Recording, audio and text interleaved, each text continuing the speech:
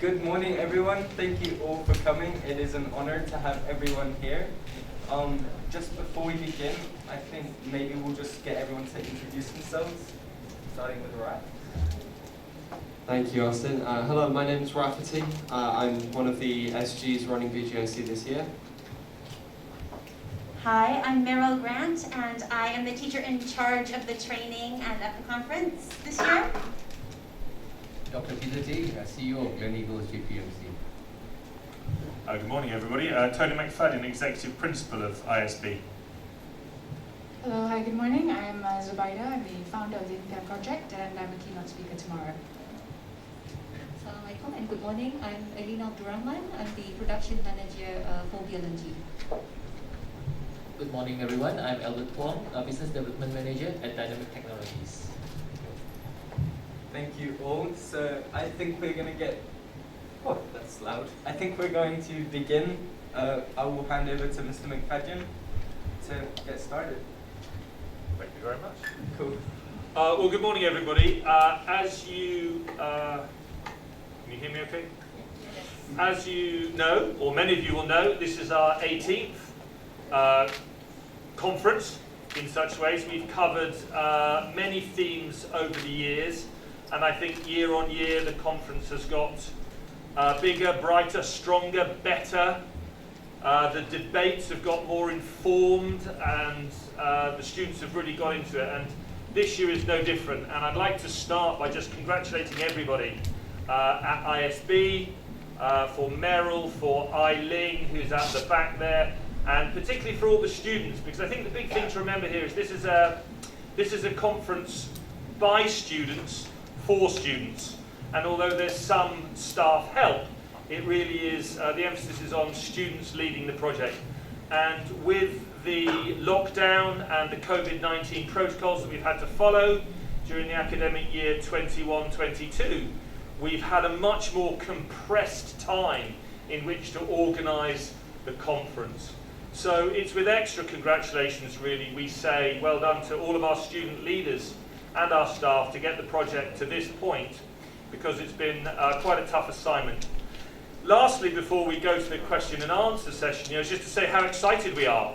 The BGIC is one of the highlights of the calendar year for International School of Brunei. It gives our students fantastic opportunities.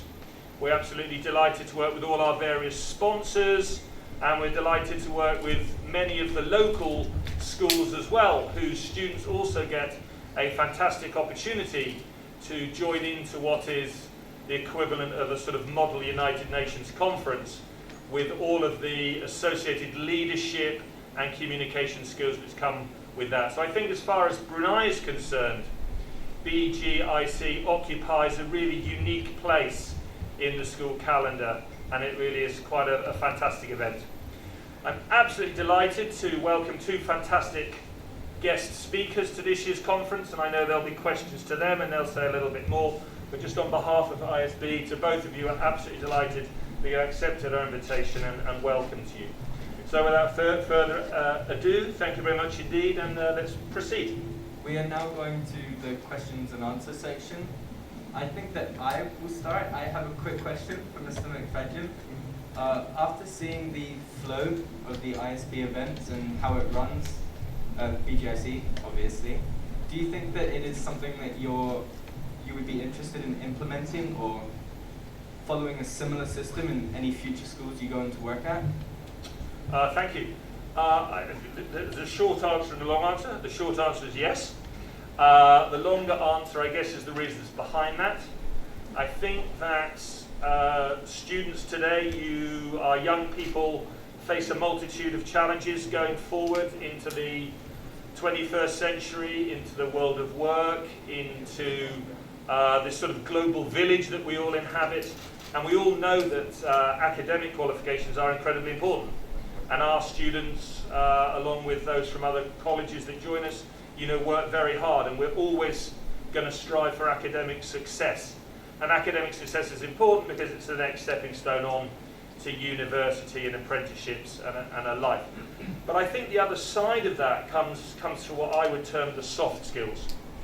So the reason I am so positive and think the conference is such a fantastic thing is that it gives so many students the opportunities to work with other people, to analyse, to review, to think, to communicate effectively, to learn leadership skills.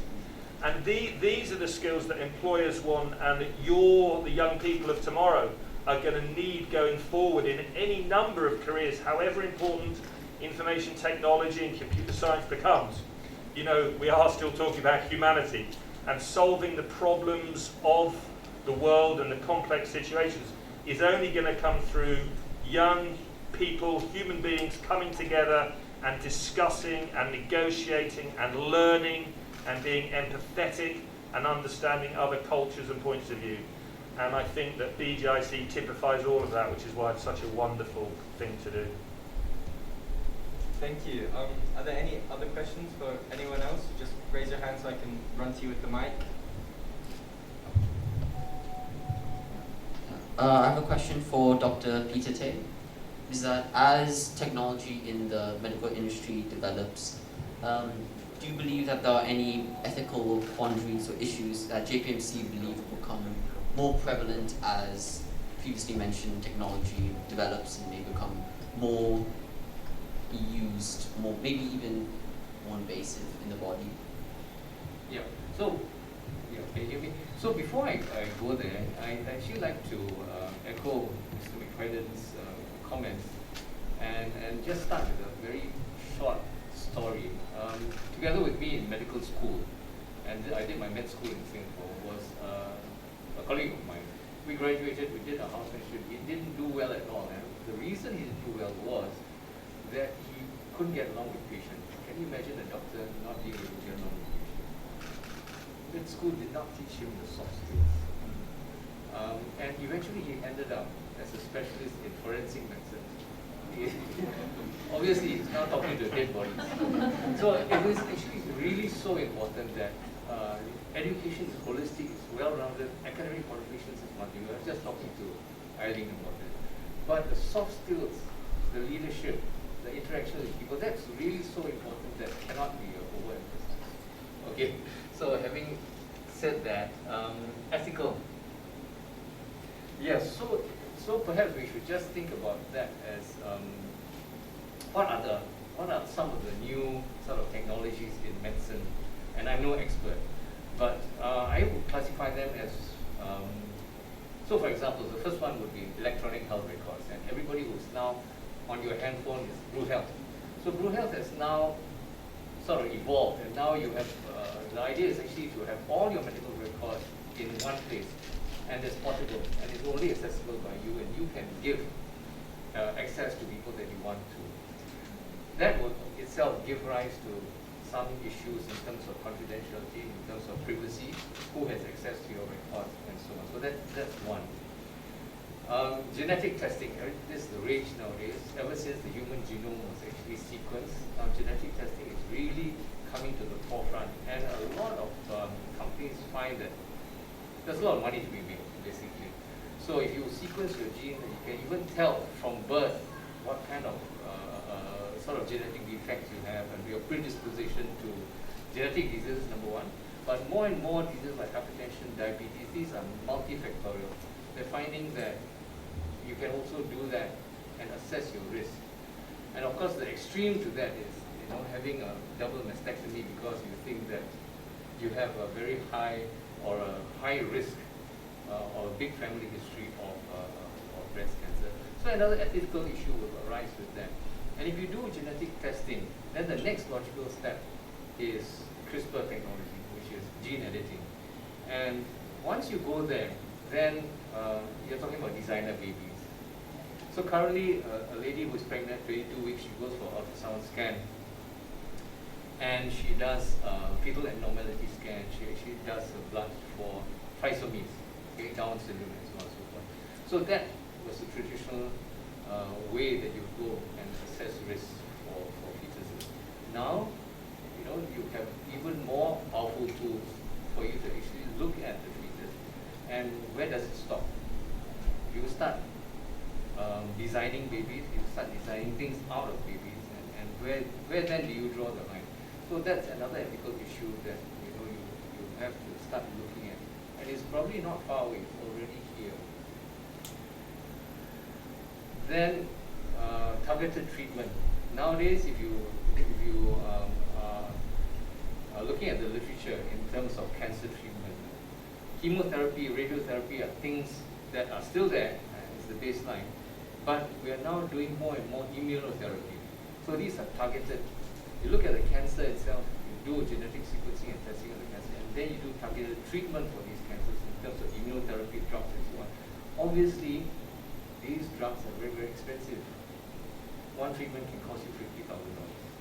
And in Brunei, citizens and permanent residents are treated free. So, the government actually bears the burden. But if you are treating yourself, you're paying this yourself, or the insurance is paying this for you, then who gets the treatment? Only those who have the money. Another ethical dilemma. And should all your government resources be spent on something that's very expensive, and in many cases experimental and unproven?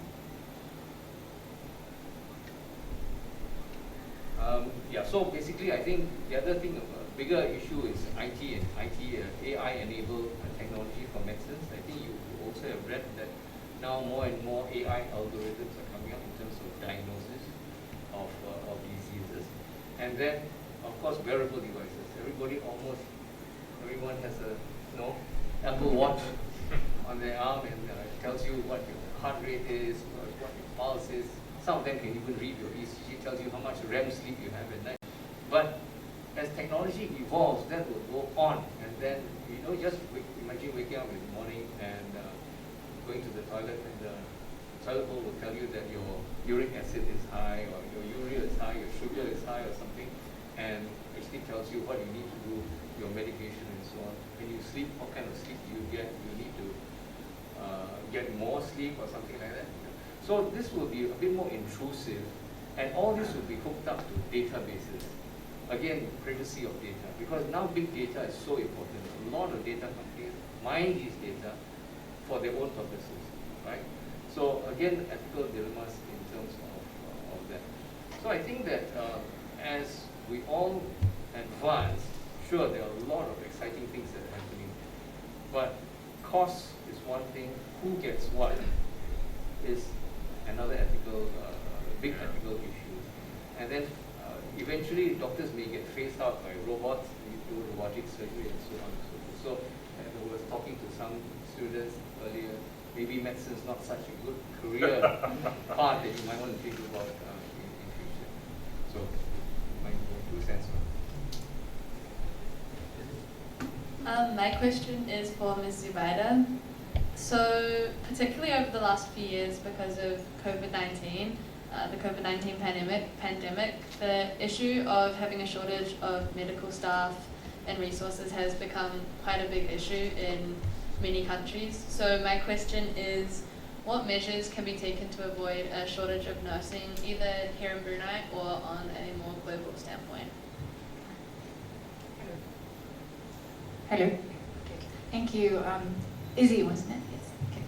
I think this is a really good question, and I'm glad that it's being put forward today for me to give my insight on it.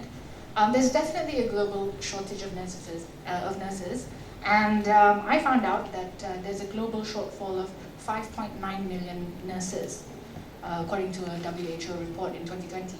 And by 2030, we'll need 10.6 million nurses. That's quite a lot, yeah. So I think, and I am in the healthcare business. I had to set up a private nursing service, and it's called Farah Nursing. I'll tell you a little bit more about it tomorrow during the speech. So this is something that has impacted me personally and on my business as well. So to address the global nursing shortage, I think it's important that countries have to have the right policies in order to encourage retention of nurses in the healthcare workforce. And that means, better pay, better working conditions, better leadership opportunities. I also think we have to fill the gaps in the healthcare system. I think you'll find, for example, at Ripas Hospital, the nurses have to do everything. And I am a big supporter of the caregiver industry. In my own experience with my healthcare business, I found that although I've employed qualified nurses, in fact, a lot of my clients actually need caregivers, for example. So, adding a new category of healthcare workers to supplement nurses is probably a good way to help nurses along. Yeah. Right, and then we also, I think it's important to socialize the profession in such a way that we draw people to the profession, socialize the nobility, the service-oriented aspect of the profession. And so, and also I think it might be an idea to promote financing, for example, financing to fund nursing studies. So all these things are really important. Yeah, and I think finally, I think countries have to prioritize domestically trained nurses as well. High-income countries tend to internationally recruit, but this will exacerbate global inequalities, and it will affect and impact on the fragile healthcare systems of low and low-middle income countries. So we really have to build up our own competencies and capacities. Thank you. Thank you. Hello, my name is Sarah, and my question is addressed to Ms. Elina Abdulrahman from BLNG. So, as fossil fuels have such a clear link to illnesses around the world, with climate change and global warming and all that, what is BLNG looking into in terms of cleaner energy options? Okay. Good morning. Thank you for the question. Good question. Yeah, so we talk about fossil fuels. So as you know, fossil fuels is our source of hydrocarbon. They are being extracted from the upstream industries, like the likes of, if in Brunei, it's BSP, also Total, yeah, as part of our upstream supplier, and we are BLNG, Brunei LNG as a customer. In terms of the operations of extracting, producing, operating as well, it has been becoming a safer compared to where we were back in 20 years ago, more than 20 years ago. And we have been all this time throughout our existence, our regulations have been stricter as well. So in terms of our how we operate, we are following and in compliance with the Brunei regulations. As you know, that we do have for now much more aggressive Brunei oil and gas regulation.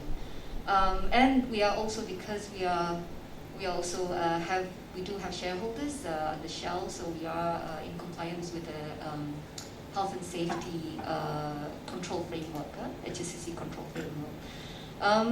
Yeah, so overall, because we have been existing for the last, over 50 years, there is a lot of involvement of technologies, not just in the medical industry, but also in our industry, be it from in terms of finding or prevention of any leaks or any potential leaks into the atmosphere. So it has been quite an advance in terms of our operations. Yeah, so I mentioned about that our existence complements with the other industries as well, with the upstream or also downstream, because we do have customers to the LNG. So we have been working collaboratively with them in order for us to be able to share our HSCC performance. So far it has been doing well in terms of, we keep health and safety as our top priority. As you know, probably know, 1969 is when BLNG in existence, so it has been over 50 years. We basically over the years that we developed a greenhouse gas emission management plan, which is in line with the Brunei National Climate Change Policy. We're working together with the government, ensuring that we are following the protocols, the green protocols that we are part of, reducing carbon footprint throughout our operations, and also in terms of passing the product to also our customer, where they are also working towards reducing the emissions on their side when they use the product with. Cleanest energy, as you know, throughout in comparison to coal, in terms of GHG emission, it is less than 50. It's about 50%, yeah, in comparison. The other front. So we are, in terms of reducing carbon footprint for BLNG, we have been involved in also in sustainable environment. Just recently, I think for the last probably few years, that we were involved in taking part the initiative of planting trees. Maybe it sounds very little, but it is quite significant in terms of our contribution. For this year, we're working towards getting 1,000 trees planted in the Labi area, yeah, in KB. So we will also hopefully that will continue in the future. So our liquefied natural gas, recently in 2021, we did quite a showcase where we had we lead the industry. We had the first carbon neutral LNG cargo. So this is one of the things that we're working already since 2021 that helps with the customer in reducing the carbon, enabling the customers towards their energy, net zero ambition, we're gonna do more of that in the future, and that has been going very well.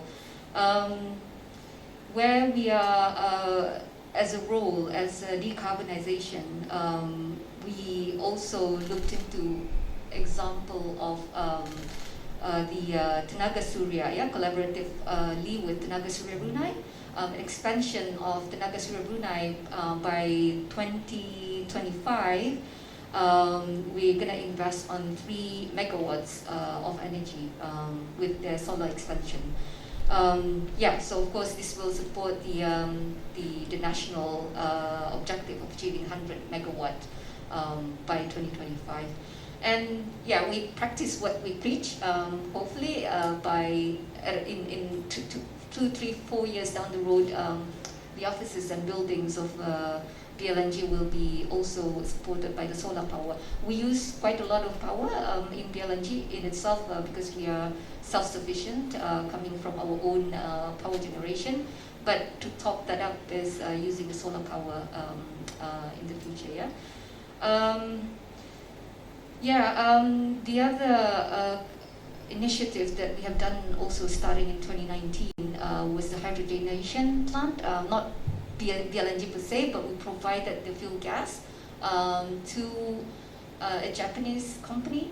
So there's a hydrogenation plant just next door to our company, our offices. And they have been using that for a pilot project and hydrogen. So it's so they shipped it to Japan and used that hydrogen as a source of their power. So it has been evolving for quite a number of years now, and we will do more to support the Brunei in terms of the national climate change policy. Thank you for your question. Thank you. Hi, my question is for Mr. Albert Wong. As Dynamic Technology centers around advisory and communication with their customers, can you share any advice you have for delegates during their community debates? Right, thank you very much for that question. So, yes, Dynamic, we are focusing on consultancies as well as digital transformation initiatives in the country as well as beyond. So for the delegates this year, I'm particularly inspired by what Mr. McFergan and Dr. Peter Tay mentioned earlier on. So BGIC is an event that really supports the building of soft skills, and one word really resonates with me, which is empathy. Because in terms of technology, right, technology will not be able to survive without people. And for us, we practice the principles of design thinking in dynamic technologies, where we actually focus on the users or the people that are actually using the technology. So how it impacts the people and how people can actually benefit from technology. So we can talk all day about the different advances of technology and all, but if it doesn't bring benefit to the people, then what's the point? So here we actually have the soft skills, what Dr. Peter Tay mentioned about the doctor-patient relationship earlier on. So these are actually the real skills that complement the creativity, the drive, the motivation behind information technology. So if I were to dare to provide advice to the esteemed debaters, I would say that think of the people element. Think of the people element. Who really benefits? Who's really impacted by the changes and the technology? Thank you.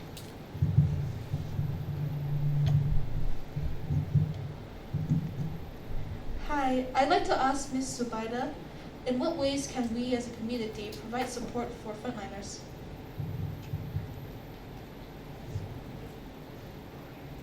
Thank you for the question. Yeah, so I don't know whether you know too much about what we did, well, what Impian did during the pandemic.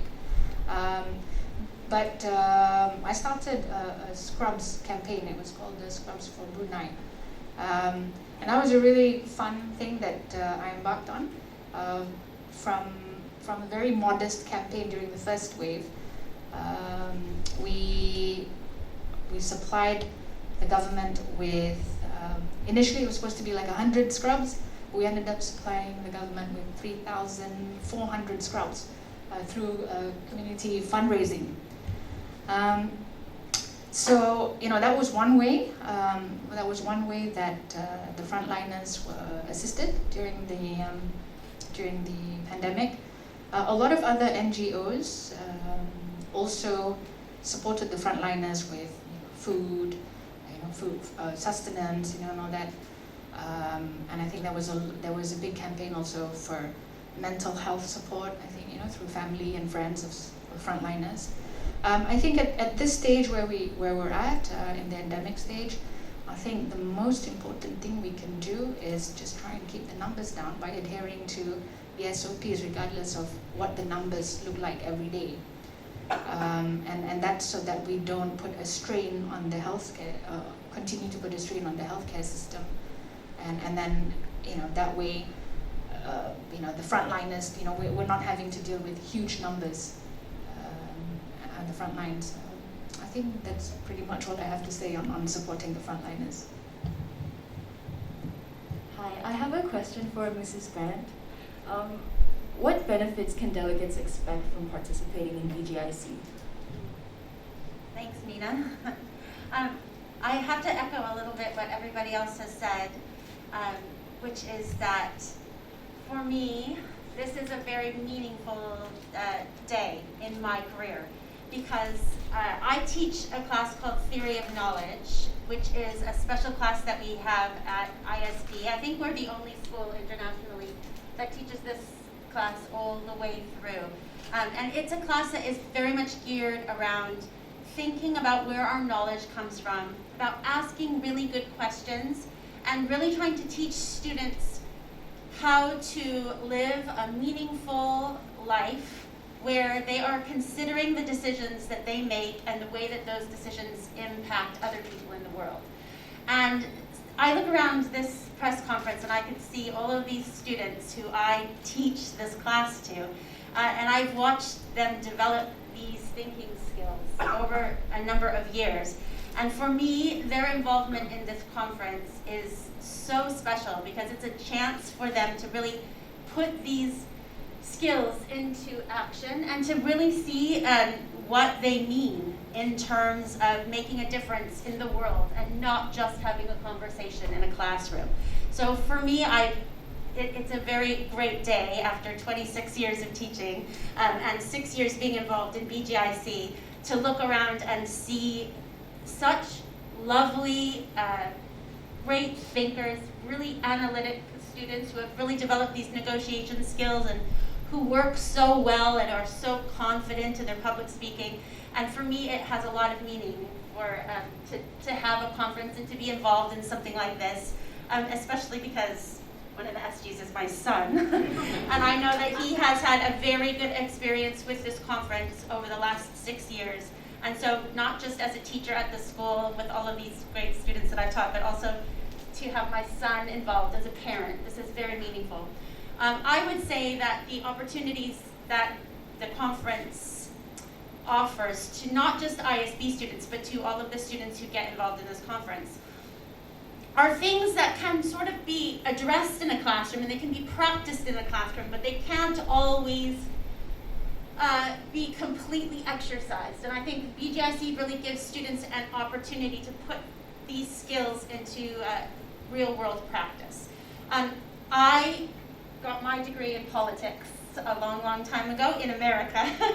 And I would have to say that this art of diplomacy is not just a skill that is used in politics. It's something that is a very good thing to learn to do for many different situations in your life, not just on the job and not just in education, but when you're with your friends and when you're with your family, making sure that you are speaking to people and negotiating in a tactful way and really trying to work towards results-oriented solutions is something that I really like to watch students be able to practice in a safe space like BGIC.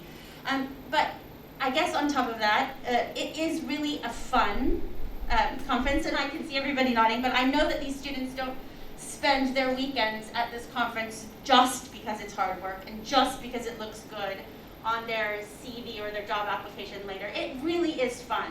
And if you come to the conference over the weekend, you will feel the atmosphere. It is really a good time, and I know that lots of meaningful friendships, long-lasting friendships are made there.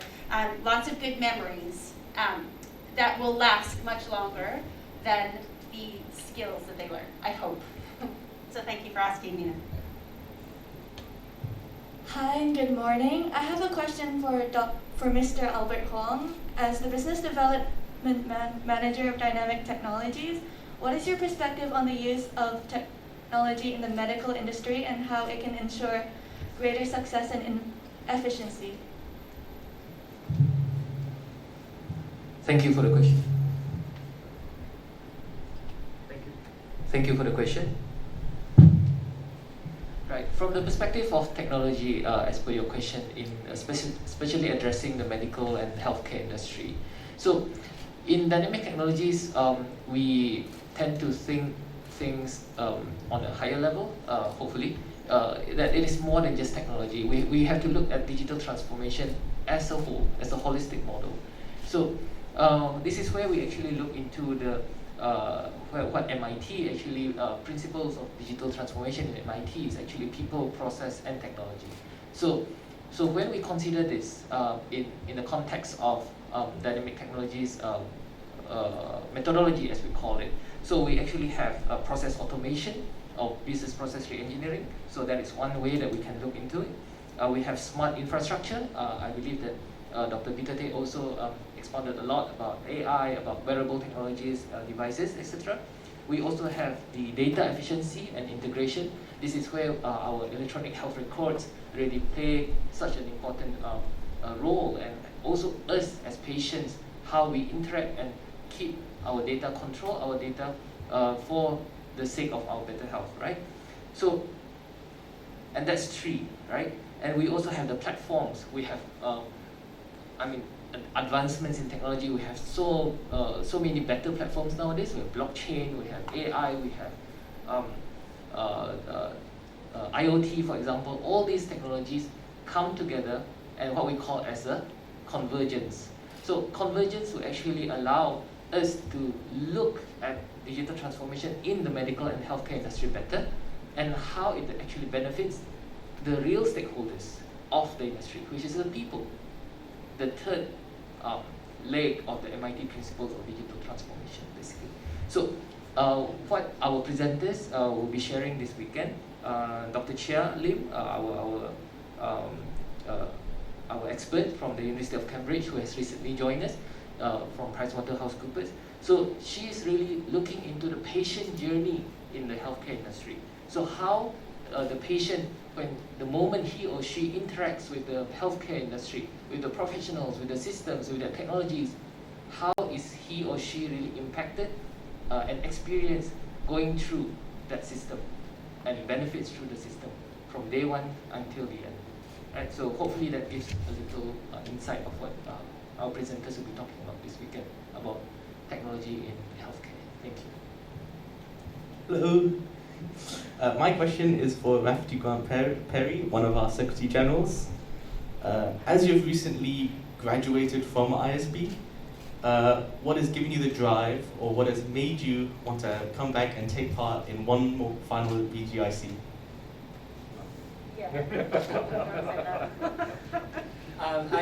Hello. Actually, BGIC has been a massive part of my life for many years now. I started BGIC the year after I came to Brunei, when I was in year 9, and I took part as a chairperson. That was actually my first role in BGIC. I skipped the whole delegate phase, and that left opportunity and BGIC itself left such a impact on me right from the very start that I've been involved every year since in any capacity possible.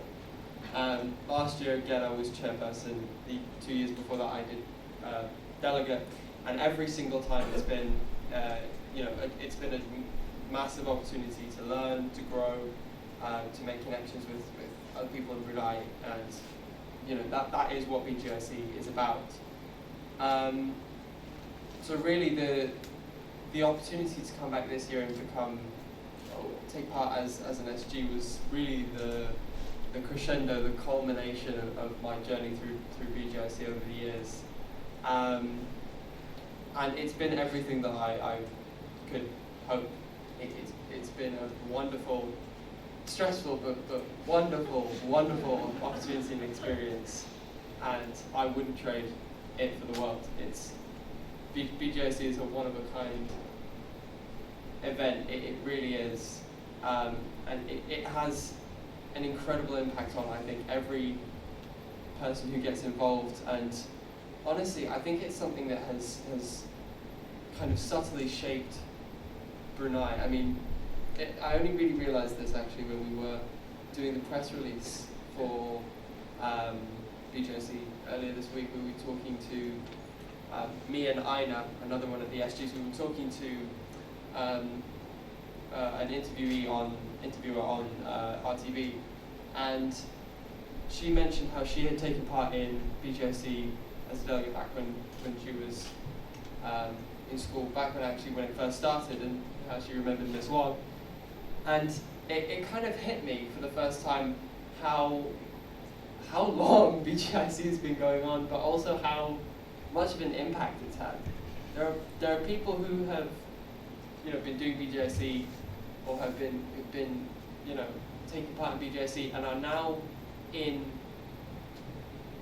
important positions around Brunei, and I think that is absolutely incredible, and it just goes to show how much of an influence BGIC has, how much of an impact it has on your life if you take part. So thanks, Ms. Wong. Yeah.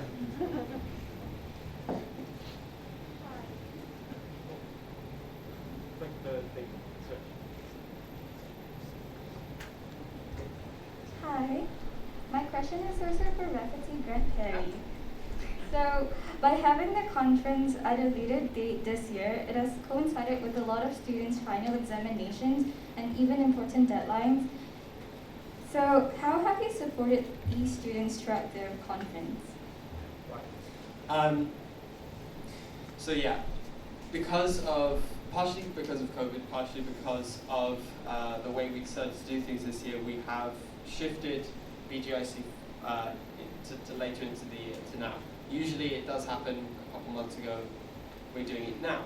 I actually prefer it a lot more happening now than earlier in the year. I think it has a number of benefits, but one of the things that has come up, and one of the things that our crisis manager Mazouk has dealt with so expertly, is that a whole new swath of rescheduling problems have arisen that for BGIC in the past have never really been a problem that we ever really realised could exist, because it's been going on so long we figured all that stuff out. One of those obviously is, you know, things like coursework exams, art reviews, things like that. But I mean, holistically and everything, things have actually lined up really, really nicely. We have had a massive delegate turnout this year, especially for a COVID year. And because of that, we've been able to have much larger than normal group sizes, pushing, you know, anywhere from 7 to 10 delegates per resolution group in some cases. And that has taken a lot of pressure off delegates individually and allowed the resolution groups as a whole to keep trucking along, to keep pushing, even when, you know, 1 or 2 of the delegates in the group has to be away or miss a session for any kind of academic reason. And we've been, you know, the conference as a whole, we've been really, really flexible this year with students who needed time off, students who needed to miss certain sessions. I mean, even on Saturday we have some Zhejiang International School students who have an art review on the Saturday around 1, I think. So they miss some of the conference itself, but because of the way it's structured, because of the way we've put things together this year, it can still keep going. Nothing is even really impeded, even when delegates have to move around and things have to change. And that, I think, has been, you know, that just getting things to that point, getting things to work in that way has been really hard, but it's well worth it. Thank you. Hi, this question is for Mr. Tony McFadden. This year, SDG is SDG 3, Good Health and Wellbeing. What do you think the relevance of this SDG being chosen is? Thank you. Hello? Yeah, both mics are on. There we are. So just to make sure I understand the question, you're asking me of the relevance of this year's topic. Is that right? Okay. Thank you. Well, I think there's probably two things I'd like to explore there. The first is obviously the immediacy of the fact that we are coming off 2 years of COVID and lockdown and the effects that that's had on all of us, but most notably in the school on young people. So I think it was when we thought about which goals we would go for, it seemed pertinent given the history of, or the recent history of Brunei, Southeast Asia, and indeed the world in terms of coming to grips with the COVID pandemic. And I think there are some parts of the conference which may explore those specific aspects of how do you deal with a global pandemic, what does it mean for young people, what does it mean for our mental and emotional well-being.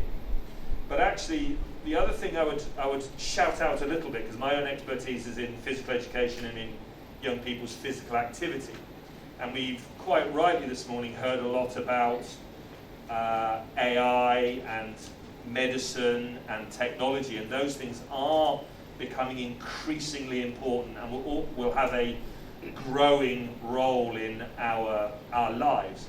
But actually for all of us, health and well-being and what we can do ourselves hasn't changed for a very long time, and that is just being physically active and exercising ourselves. And a lot of the things that Peter was talking about and Zubaidah was talking about in terms of the nurses and those sorts of things, we can actually preempt a lot of mental health problems and physical problems by looking after ourselves.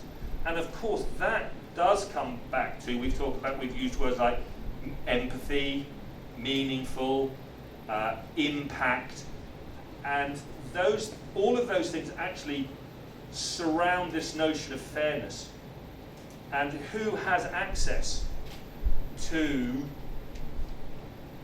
even where you can exercise. So in Brunei we are very lucky. You know, there are a number of places in our fabulous rainforest and jungle where we could do jungle walks, and on the beach and down the eco corridor.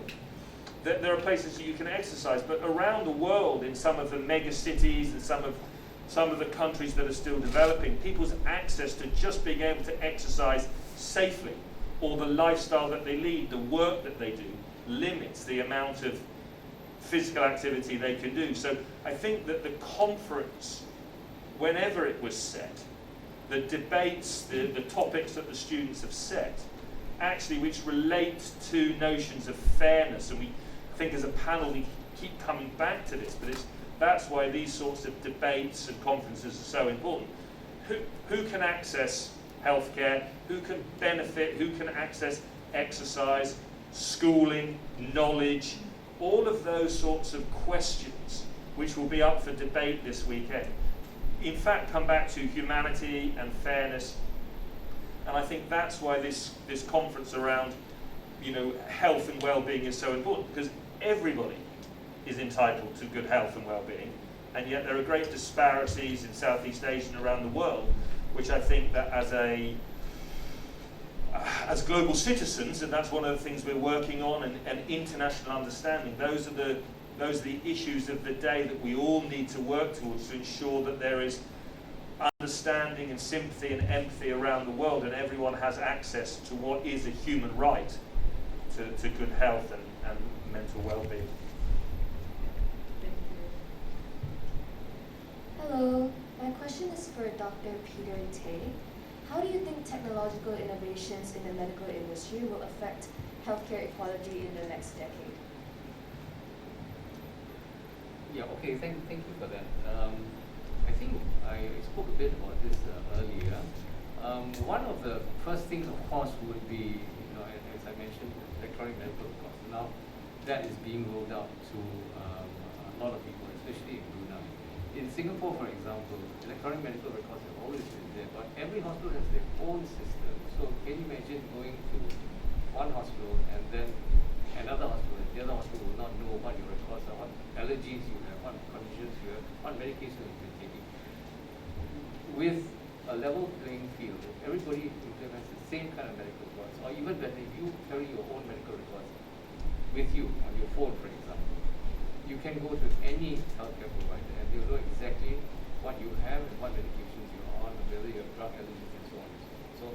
So that's one, the equal playing field.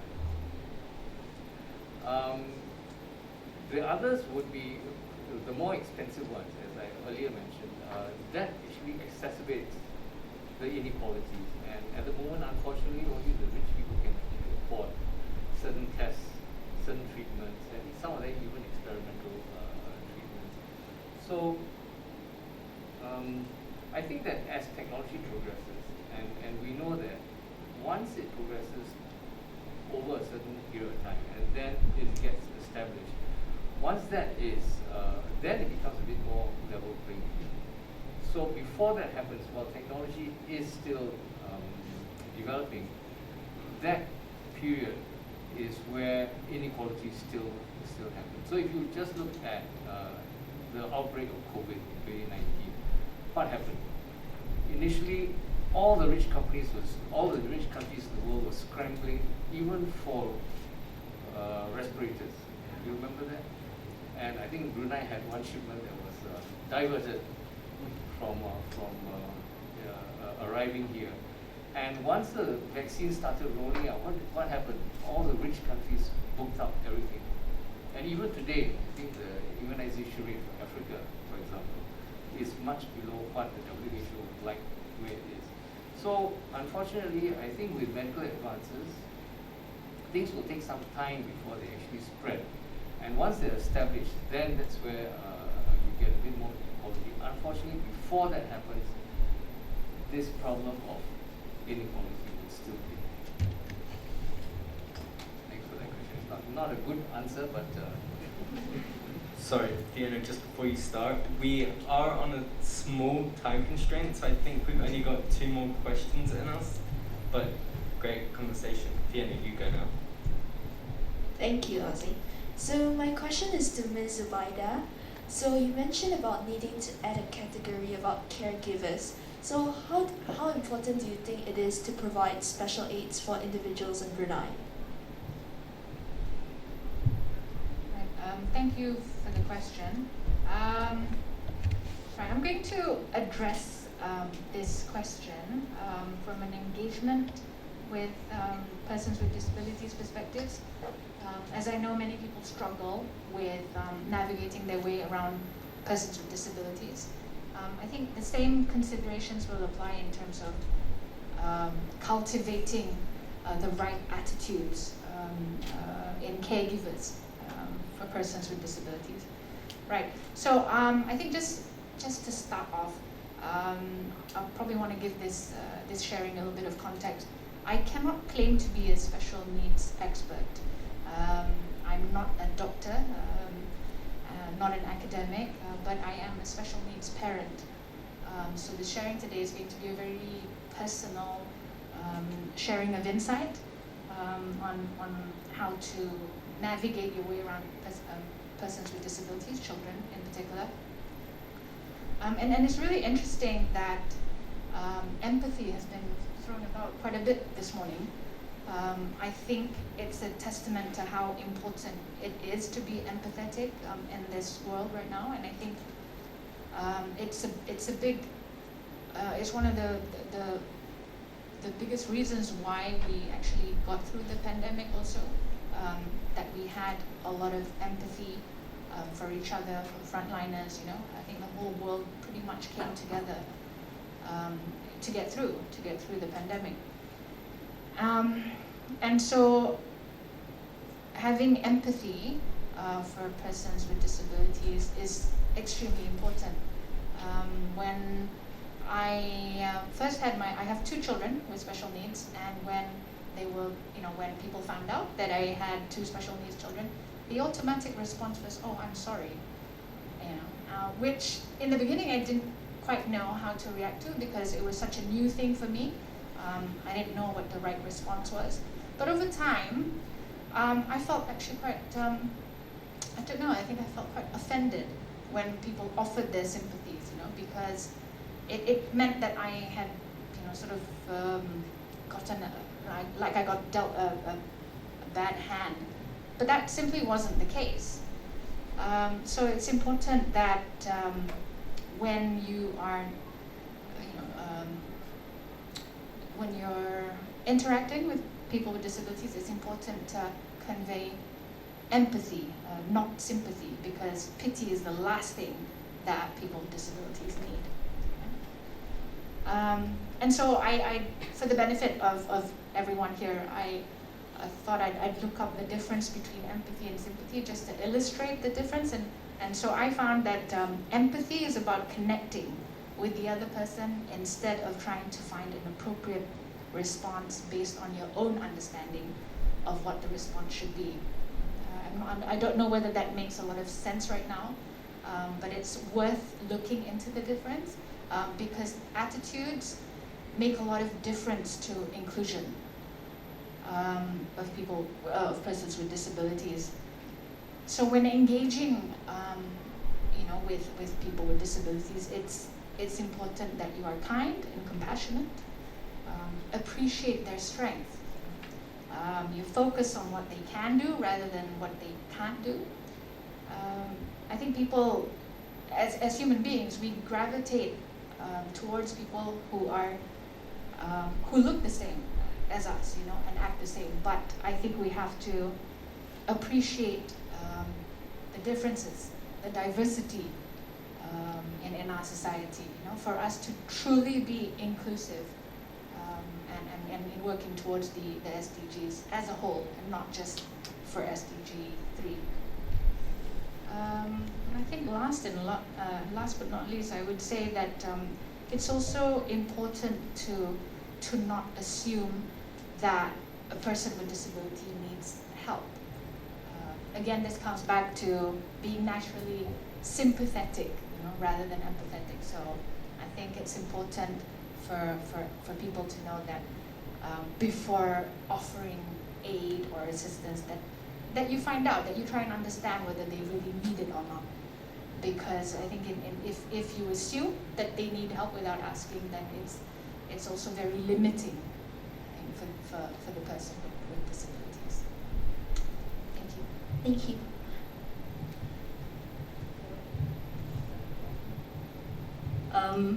Hi, good morning, Ms. Abdul Rahman. I'd just like to know, what measures does BLNG take in order to ensure access to healthcare and medication for its employees?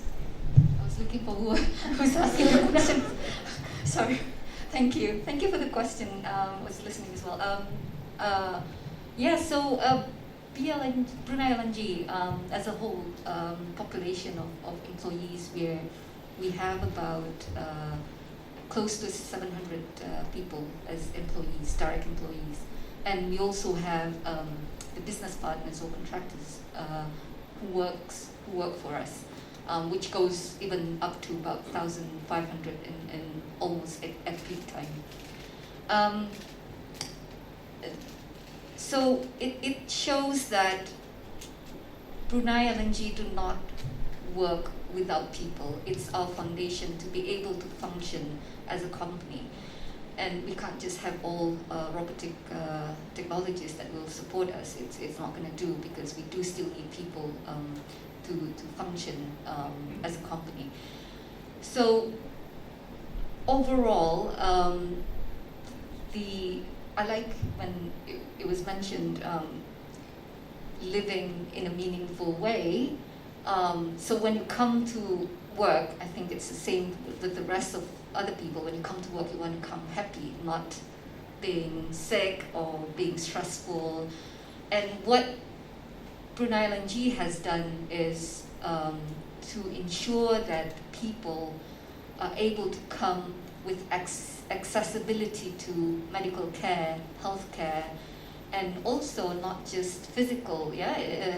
The other one is able to come to know who do they need to go to when they do have issues on mental issues, mental health issues. So it has been there for quite some time. In terms of the medical care, we do share with the rest of the Brunei Shell joint venture, which is the Panaga Health Center, to provide that medical care, healthcare amongst the employees. And on top of that, their spouses, their children are also entitled to that benefits. Yes, as everyone probably know, if you are local or permanent residents, you get free medical care with government. But what is not available is because the government doesn't provide an in-house or on-site healthcare, and that is where BLNG has for the last 50 years, is to provide that. Especially we are in a hazardous area, and when come to emergencies, these people have access in less than 10 minutes. And we do have 2 clinics in plant for emergency response.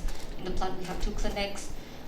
One is in the plant, one is in the office, near our offices, which are well equipped with ECG machine, the spirometer, you name it. And also, the other one is when people come and join BLNG, to work for BLNG, is they can actually do a pre-assessment coming to BLNG, before they get to proceed with working for us. So we do have that facilities available. We also have ambulances for emergency again, if people get sick or and it's close by, it's not that far away. We can drive, the ambulances can actually drive within a plant. The health and wellness program also again have been going on for quite some time. We had a stop during the COVID-19, but after that we just reopened again to be able to support whoever wants to join the program under the healthy lifestyle program. Speaking about COVID-19, I think every other organization is the same, where they have to provide the art kits to free for the employees. Same with Brunei LNG. However, there are other things that we have also provided, is the healthcare, the care packages. When somebody gets sick because of COVID, they go for isolation. So we provide that to our BLNG staff. And it goes beyond that as well, where we provide also for those people who are staying or had to be in isolation, including the family, in the isolation facilities in Brunei. The most recent one was we sponsored, donated the art kits, I think about 100,000 kits with chartered flights, 2 chartered flights. That helped us quite dearly for Brunei. But all in all, I think the medical care and healthcare in BLNG is of course it's not at the top, but we do have gym, quite a small one, but it's enough for people who wants to just relax and do their bits for exercising, small exercises.